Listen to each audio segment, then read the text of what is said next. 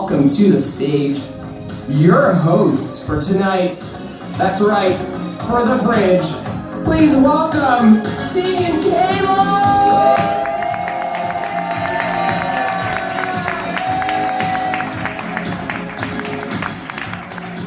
Welcome to the bridge, everybody! I'm Mike Ting. I'm Caleb.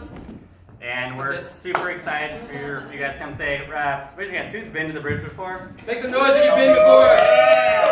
And now make some noise if you have not been to the bridge before. The have-nots, take it. I know, I'm not taking it. They were more excited than the haves. For what? That's not good. Great.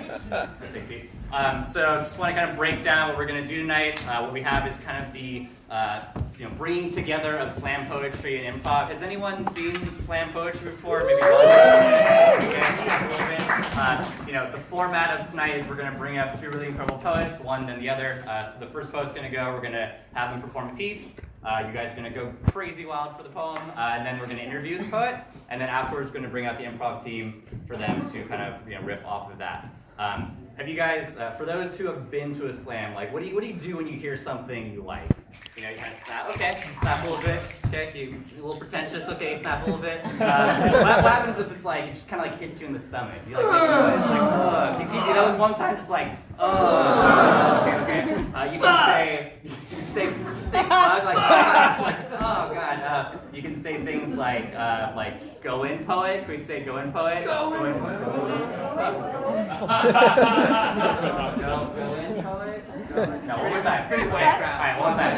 Go in, like that. 1, 2, 3. Go in. There we go. Okay. You can say like, come on. You can stomp your feet a little bit. Whatever you like. Just feed off that energy. Throw your clothes at them. They don't make much money. Exactly. So we can just use all the extra clothes you have. Tips. They take tips, exactly. So yeah, whatever energy you can provide, it really is going to help the show. That's pretty much it. You guys ready to get this thing going? Woo! Alright. Please tell me welcome to stage the improv team, Gary!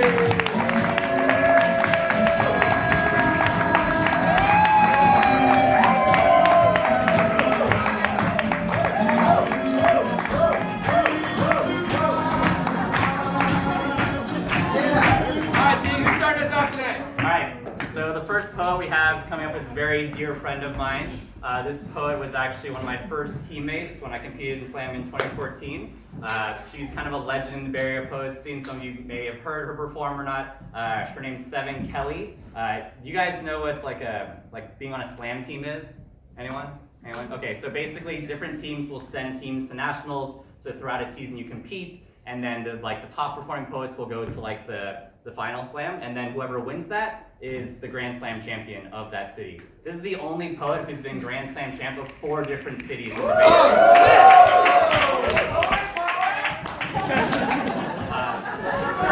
Great person. She has a show next weekend in Oakland. If anyone's wants to cross the bridge at Ale Industries, called Seven Kelly and Friends. Hit her up or hit me up if you want to know more about that. She also has this amazing dog Olive here with the lights. If anyone wants, we give a round of applause for Olive right here. Yeah, for dogs. All right. Without further ado, please welcome Seven Kelly to the stage.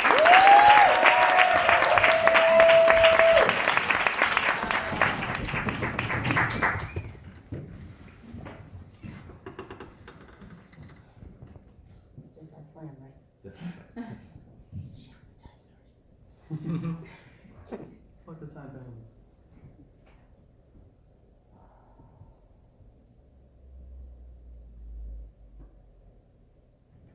Flashback. Years before I was born, Dad had a habit that led Mom to habit. She escaped death in the process. The first time she felt an air bubble burst, it didn't stop the thirst. It was the one in her shoulder that won her over while Daddy stayed heroin soldier. Death. Pissed he missed Mom decided to snuff out Pops, so he went to Fate so they could debate on what to do. Opening credits to My Birth, the movie. A poem starring Moms, Pops, Death, Fate, Destiny, and introducing me. Yeah. Flash forward, late 1972, Death gets his bright idea. The next time this brother tells a lie, we're gonna have his high. This just so happens to be at the same time on the eve of my conception, post-ejaculation. Father declares to mother, you gonna have this baby. These 5 words caused the cosmic stir that would place me in the middle of, simply put, some bullshit. The storm rolled through the air, Daddy's words became true. Death was enraged. This sets the stage for what will become the battle for my life. Foreshadow. It took Death 7 months to create the perfect setup. Mom's car jumped a curb, crashed into a fence, sent my body and umbilical cord in different directions. On the afternoon of September 21st, doctors feared the worst. The nurse screamed, "We're losing the baby!" Cord of life around my neck, strangling me before my first breath. As my soul began to live, slow fade to black. I caught a glimpse of fate and told her, "Hey, yo, this ain't my destiny." She said, "Talk to death, not to me." The doctors prepping my mom for cesarean section. That's when they performed it in the vertical direction. Blackout. Death slips in. Lights dim. Sins of the father passed on to the child, little one. Your daddy's a liar and I will not allow you to be his truth. Truth be told, I'm surprised you made it this far. Far as I know, your daddy left you and your mama 3 months ago, so no need to try and live. Give up now and I'll see that your mom makes it through. Zoom out. With all Death's jaw jacking, I was watching what was happening. With every contraction, the cord was getting tighter. Mom was getting tired and doctors couldn't find a vein. Mom screams in pain, "Just save my baby!" That's when I snapped. 360-degree camera rotation. I told Faye, "Yo, you tripping. Death is playing you. He knows the 5 words my daddy spoke are absolute truth. He may not be standing at my mother's side, but he didn't tell her a lie about me. Besides, I'm not just destined to be his word, I'm destined to keep his word." Reverse ankle. Fate replies, "You have no idea what you in for this life of yours. I think death is trying to do you a favor. No need for favors, fate. No matter what happens in my life, I am destined to be great." Great! Death huffs. As the doctors begin to cut my mother's flesh, split screen. That's when Destiny steps in. She slaps the shit out of Fate. She grabs Death Fighters on Reaper. They unwrap the cord from my neck. Destiny gives me a wink. Zoom in. My blue face turns pink, and I begin to breathe. End credits.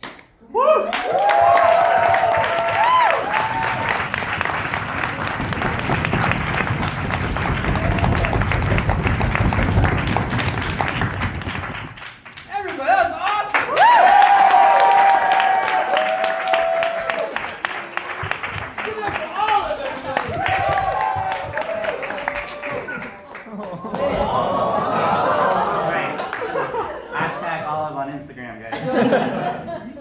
You have a pretty accurate memory. Yes. Amazing memory you got there. Thank you. Yeah. Thank you very much. So it sounds like you have a pretty comical, like your comedic take on death. Do you always have like that kind of take on death and like kind of a cynical? Yeah, I think so. I think considering like the whole process of doing that poem and considering all the brushes with death I've had, I think it's pretty funny. What's your funniest brush with death? So it was actually one of my first like car accidents, and I had a 63 Volkswagen Bug. So I'm driving in my Bug, and I think I'm badass, and I'm gonna flip this left real quick, but I flipped it so hard that the brakes went out, and I broke the freaking hand stick thingy in my hand, so it was like this, and I was like, shit! Wham! And I hit another car, and I was just sitting there like this, like, oh my god, oh my god, oh my god. But I walked away, and I was like out of the car, and I was like, hey, and nobody else has gotten hurt, so. Yeah, well you didn't hurt anybody, that's good. No. And that bitch Faye was just there laughing at you. Yep. You really don't like Faye that much. It seems like you like death more than you like Faye. Yeah, actually. Why is that? Because death is consistent. Like, death is pretty consistent. I'm gonna take this, and I took it. I'm gonna take it, and I took it. You're pretty consistent. You can't really argue with death. It's gonna happen regardless. So you might as well like have a better relationship with it than to be like all like afraid of it. I think. Yeah, definitely. You kind of just accept that it's there. It's there. You're gonna take what it wants. Take what it wants. What about the third character in this one was Destiny, right? Destiny, yeah. Tell us about Destiny. She's misleading. She's misunderstood more than anything else, I think, because Destiny and Fate are always kind of clumped together, and they're technically not, because Destiny is like, she's the one who's gonna like really enforce positivity. Fate does not necessarily enforce positivity. Destiny is like, this is the positive thing, and it's gonna be so positive. If you're positive. If you're positive. Right, like if I'm negative, I can be like, Destiny, you did it again. Yep, because it's just a good piece of shit, because if it was something positive, I didn't want I ate positive. that pizza again, bitch. So, what about your parents? Like, did you grow up knowing your parents? Yeah. Yeah? Yeah, my dad was a jailbird, and so I didn't get to know him as well as I know my mom.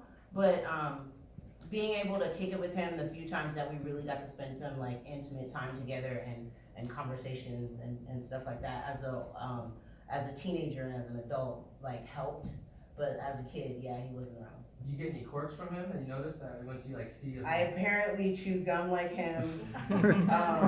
I walk like him, and I pick up music as fast as he does, or he did as a musician. You take more after your mom? I look more like my mom. Does it? No, I'm my mother's child. I'm pretty much. I mean, I don't know. My mom is so awesome. And since I didn't know my dad's awesomeness, you know what I mean? It's like, I was like, yeah, I mean, you know, I contribute most of my awesomeness to my other dad, not the one that got me here. Sure. But yeah. Awesome. Well, thank him, and thank your mom, and thank you. Sure. Everyone.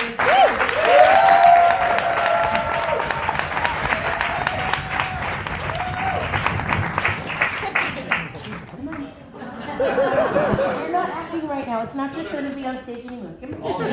All the choice.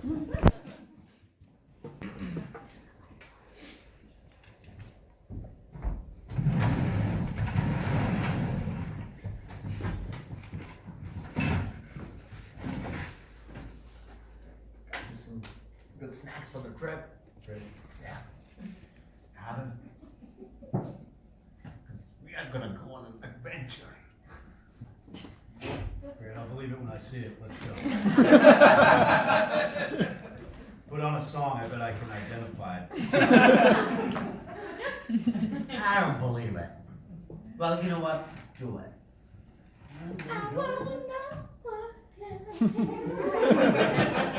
I don't know, I like different kinds.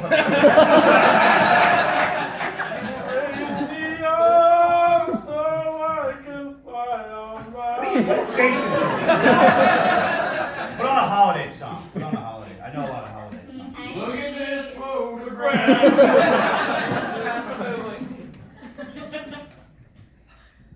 Beginning to look a lot like Christmas. Perfect song. Perfect song.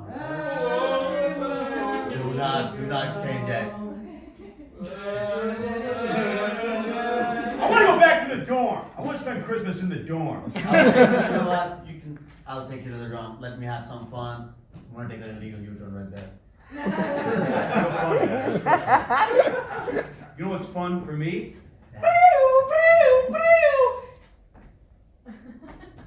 I'm just gonna stand in the street. Notice you're about to make an illegal U-turn.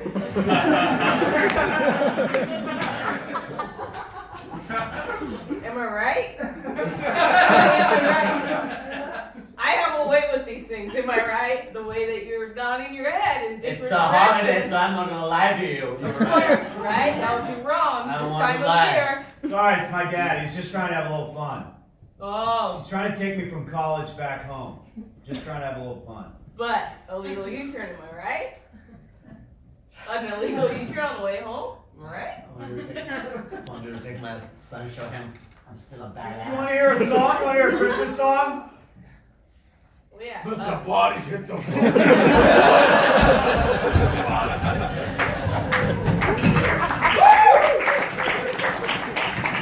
Derek, it was so fun. I almost died. I swear. It got infected. That was awesome. Are you talking about when you cut your finger last night making dinner? Yeah, it went right down to the bone. It was It's insane how white your bones are. Have you ever seen your bones through your I skin? haven't seen my bones. Oh my through god, my it was skin. like a gleaming white. And then it got infected, and it got inflated, it was green, it smelled like almonds. It was so fun. You gotta try it. I You don't gotta want try to. it. I'm I'll not cut trying you. it. No, don't cut me. Let me cut you. No, Michael, you cut me. Okay, we're roommates. We're not blood brothers. What do you want to do? Just play Parcheesi I again? just want to play for cheesy again. Fucking play Parcheesi. I'm gonna cut you, dude. Thomas, I let him cut me. Oh shit. Look at that. Why did, Tripping. It was so fun. Yeah. why did you let him talk you into this? Oh, because he told me how fun it was. He's right. Your bone is really white. I know. It's so white. I feel like I haven't even seen white. Yeah, and your meat, like the meat of your muscle, it's like really like That meat. is It's like disgusting. Tim, that is so disgusting. All right, I'm gonna go lay back on my bed because I'm lightheaded. So fun. Do not clean. Seriously. Do not clean the sludge out of your arm. Oh no, I want it to get green. Yeah. You're telling me about how fun that is. Exactly. Infection setting in. Infection Wait setting until you in. can smell it. Once you can smell it, you know it's done. Alright, so what do you want to do? Just roll? I don't know. You can roll. Tim, you can't do this. I mean, Tim's our new housemate. Yeah. Okay, And you you're see how gonna- he's rolling with the punches? I think he's gonna fit right in. He is just trying to fit right in. You can't run another roommate out of here, okay? We can't afford just the two of us and rent. You think I'm running him out? I see what's happening here. You think that I'm gonna get closer with Tim and we're gonna kick you out. I do not think that, okay? I'm starting to think that I need to hide all the knives. That's what I'm doing. Hey Jeff, I just want you to know that I've been going and looking through your photo albums just in case it's my last moment, so that I know little like details about your life that make us feel closer together. Oh my god, Tim! Oh, Tim! How these my last days, if they are my last days. If not, I don't know, just having fun. Pisces. Pisces, we're both Leo. Pisces. Your clothes are saturated in blood. Please go to the hospital. Totally. Hey, I'm gonna go snuggle your pillow. Starting to smell ready. Smell ready? What does that mean? I said it smells like nuts when it's ready. When you get close to death. I heard you're the guy who cuts. Yeah, dude. I'll cut you wide open. The thing is, I've been getting cuts from other people, but it just doesn't take me to the level that other people are getting Well, to. they're probably sterilizing their blades. They were like, Hey Jeff, just want you to know that I've been wearing your clothes and sniffing things and like making dishes that I think you might like. Hey boss, word is there's a kid who's cutting illegally. But like, illegally in the way that you and I know we do an illegal operation of cutting too, but he's illegal from our frame of reference. That makes sense. What I'm saying is I think we need to take him out. Or bring him in. You're the boss, I don't make decisions. What do you think?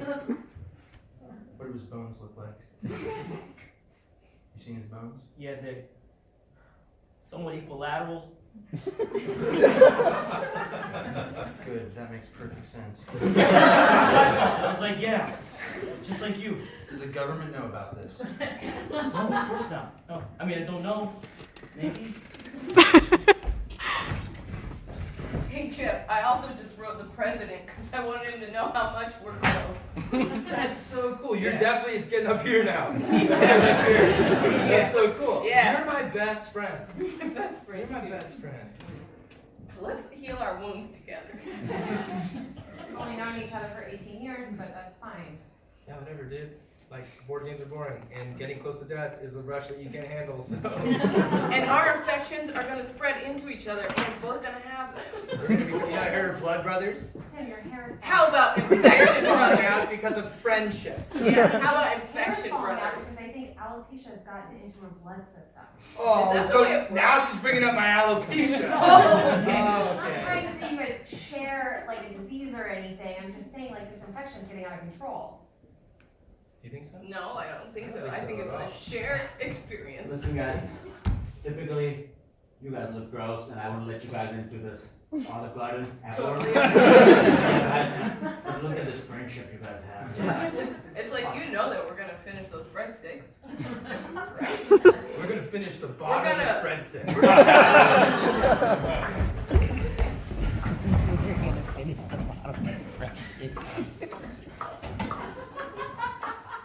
Okay, I chew I'll gum just like you, Dad.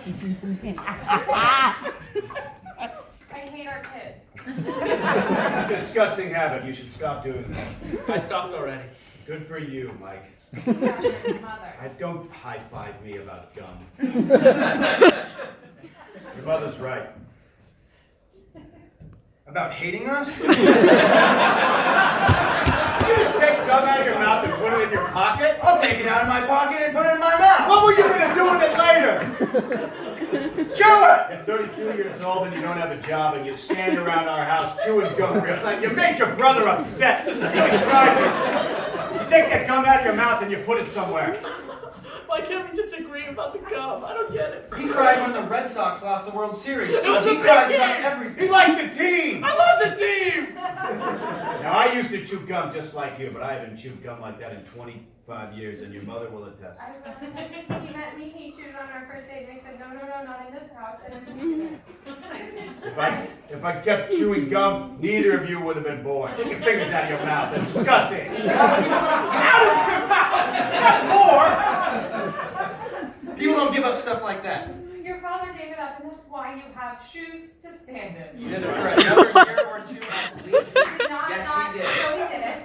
We're not going into this Olive Garden for our family meal. I'm so hungry. Until you Your admit. fingers out of your mouth.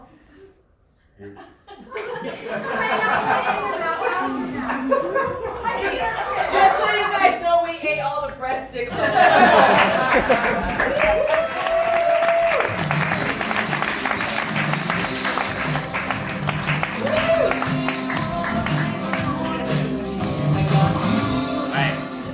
So our next poet coming up, his name's Quessy. I met this guy at an open mic, like a year ago maybe? One of our friends over mics over in Oakland. Really cool dude. Really strong poet. I love his just like kind of persona when he comes up. He started writing poetry actually like on a trip to Ghana, I believe. It's like he went over there, started writing a first book. And if you want to kind of learn a little more about that, feel free to like hit him up or like any, either of the poets, like definitely come up to us and talk to us. We love it, we're just kind of like, just like it. And, he was actually the first poet to headline like Twitter's first like poetry night, so that was pretty cool. Give it up for questions.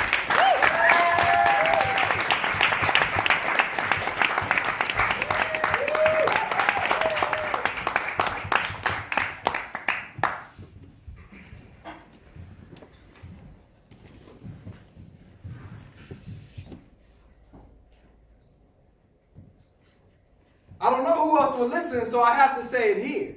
Because the world has no sympathy for a black man's tears. Do Black Lives matter to anybody except black people? Because all lives can't matter until black lives do too, but how is that even possible when we live in a world where BET and ESPN are the only channels you can see an all-black cast, and 99% of the time that involves a black athlete or actor acting an ass or doing their best tap dance or trying to get a pass or clinging for dear life to the privilege of being upper class. If only that $1 million check was a bulletproof vest. But who am I to judge? Stereotypical kid from the middle class. Grew up my entire life afraid to even admit I was black when black is what America made me. And now that I proudly claim my blackness, America treats me like I'm crazy. And lately, every name in a hashtag has made me feel more helpless. Even Black Lives Matter became a perfect target for America to gun down in fear, claiming black people are selfish, or reverse racist, or just tasteless to my personal favorite, anti-police. As if we should be grateful for them trying to lynch us in 2017. And it will be a cold day in hell before we forget Owen Sterling. But every day and every dead body is another reminder that tomorrow, it can be me. I don't know who else will listen, so I have to say it here. Because the world has no sympathy for a black man's tears. As a people, what are we fighting for? What could have been or what's going to be? Are we fighting for a better room in America's burning house? Or are we fighting to change our children's destiny? Because it's our duty to teach them we aren't just people of color, we're people of conscience. elevating our minds to revolutionary heights when survival is our only option. So I'm looking at body cameras and police reform bills like, what are those? Because if liberation is the goal, then that's not even coming close. And goddamn America for force-feeding us distractions instead of digesting its woes. Breaking news, Lady Liberty might be a cold bitch, but at least she got pedicure toes. I hope that didn't go over your head, but never forget what Zora Neale Hurston said, if you are silent about your pain, they will kill you and say you enjoyed it. Now I say if we continue to be silent about our pain, America will exterminate us and say we earned it. But I see the light of the world in us. All power to the people because of the people I trust, and fuck the police because there's no justice, there's just us. Meaning, from here on, existence is resistance. Revolution is evolution. And we will keep resisting until our dreams of freedom become more than an illusion. I don't know who else will listen, so I have to say it here. Because the world has no sympathy for a black man's tears.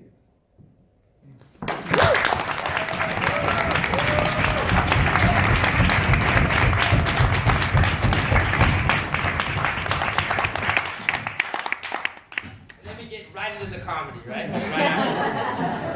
Is this the most white people you've ever done that poem for? No? What's the whitest room you've ever done that poem for? Oh, wow. I performed at Beast Call. Are y'all familiar with Beast Call? It's an annual literary festival that happens in New San Francisco, New Gentrify. You can tell by the rousing response that they've all heard of it. Definitely. That's awesome, man. You went to Ghana, you said, right? Yeah, Is that the first time you've been to Africa? That was the first time I've been out of America. Really? Yeah. And how long have you been in Ghana? 10 months. No shit. Yeah. Did you learn how to speak the language? I did. The native language in Ghana is Twi. Before they were colonized by England, they spoke Twi, and they still do, but English is, believe it or not, English is the official language in Ghana, in West African nations. This was on like Asante, what is the other one? It's Oh, like Asante Twi. Asante, right? Yeah. So I used to live in Liberia for like 3 years. Yeah. Nice. Yeah, and Ghana was very cool. They had, in the bush, they had like lights. That was crazy to me. Lights. This isn't about me. That's like, let's go crazy. I was like, yeah. Anyways, so you said you performed on Twitter? Yeah. How many people were there? Man, maybe like 200. That's awesome. And how long have you been doing poetry? It's been about, hardcore like this, about a year. Hardcore like this? Year. Yeah. What does it mean to do hardcore poetry? What's that grind like? Being committed to it. Like on a day-to-day? On a day-to-day. It's a lot of mental work, to be completely honest, and there's a lot of distractions. Just like anything in life, there are a lot of distractions. And it's kind of hard. You all see the kind of poetry that I do. I don't do fluffy shit. It's really like everything that I talk about, everything I write about comes from my life experiences. And everything I said in that poem, like tomorrow it could be me, it could literally be me. So I'm gonna do everything in my power to make sure that I spread this message while I'm alive. Yeah. And that's not an easy thing. Authenticity is not one of America's core values. And so this is something that I have to draw from within. And I found that power within. Do you ever use like humor or comedy to kind of deal with some of the frustration around the rejection of the Black Lives Matter movie? Like, what's some of the funniest things you've thought of out of that?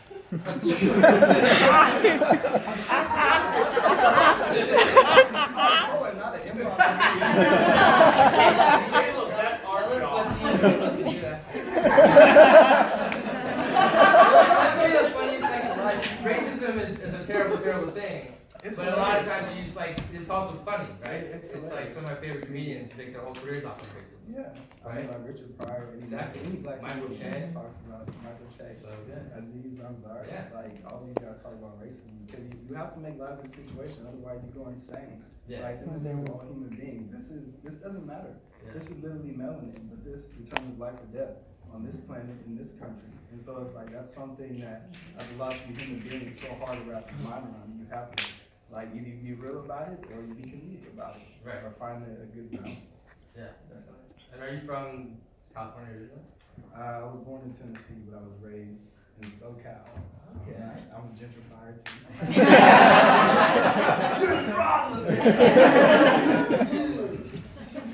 Does anyone have any questions?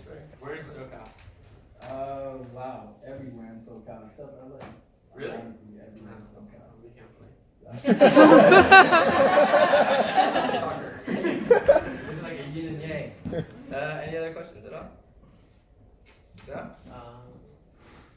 Where is it? I did have it. Yeah. But no, it got this. Sorry. Okay. Everybody! I know, we're gonna figure this out.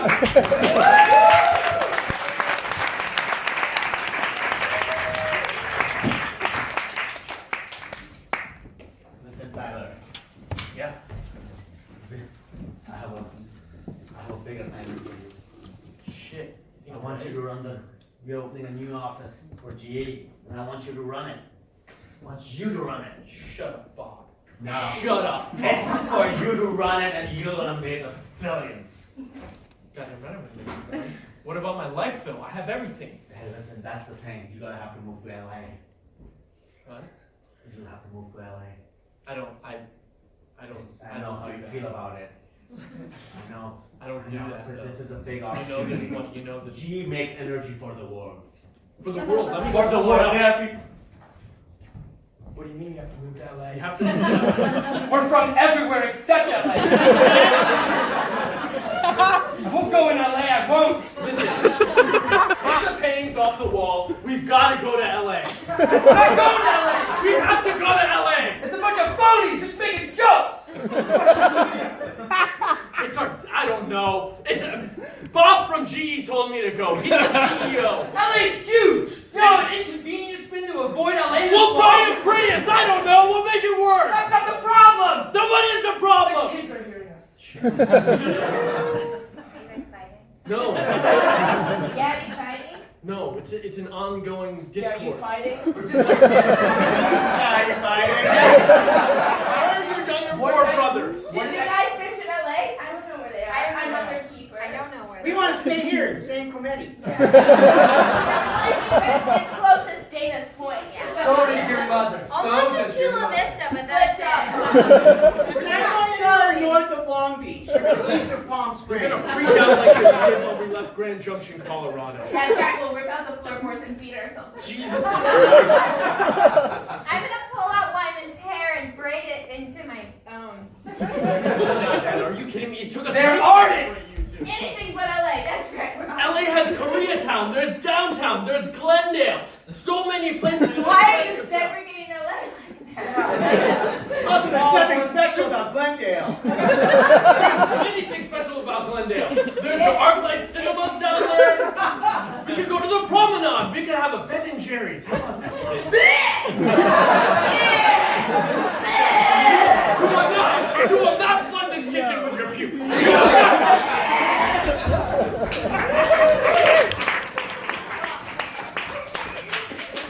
22 years ago, you gave a talk about organic raspberries, and at the end of that talk, you said, "Does anyone have any questions?" Do you remember me? I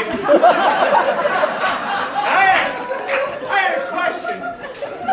And I forgot the question. I just remembered the question.